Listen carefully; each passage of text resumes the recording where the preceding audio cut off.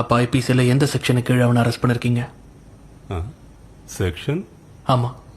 யோ, பப்ளிக்ல கத்திக்கிட்டு இருந்தான், குடிச்சிருந்தான்னு சொல்றேன். எதுக்கா செக்ஷன்? இது ஒரு நான் காக்னிசபிள் அஃபென்ஸ். நீங்க மேஜிஸ்ட்ரேட்ட பெர்மிஷன் வாங்கி இவன் மேல அரெஸ்ட் வாரண்ட் இஷ்யூ பண்ணீங்களா?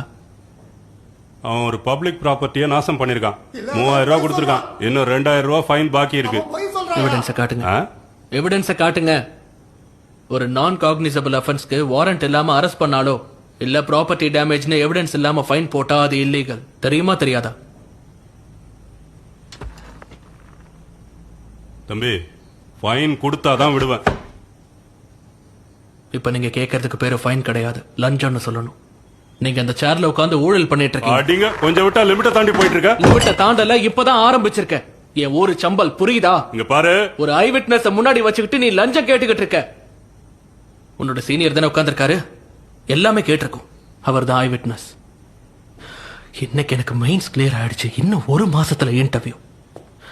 ஐபிஎஸ் ஆனதுக்கு அப்புறம் ஃபர்ஸ்ட் நான் சைன் பண்ண போறது உன்னோட சஸ்பென்ஷன் லெட்டர். அதை மட்டும் நீ என்னைக்கு மறந்துடாத. என்னாச்சு? என்னையாச்சு? சார் இவன் வந்து வார்னிங் கொடுத்து அனுப்பு. சார் 3000 ரூபாய் அவங்ககிட்ட லஞ்சம் வாங்கியிருக்காரு சார். திருப்பி கொடுத்துரு. ஆனா சார், திருப்பி கொடு.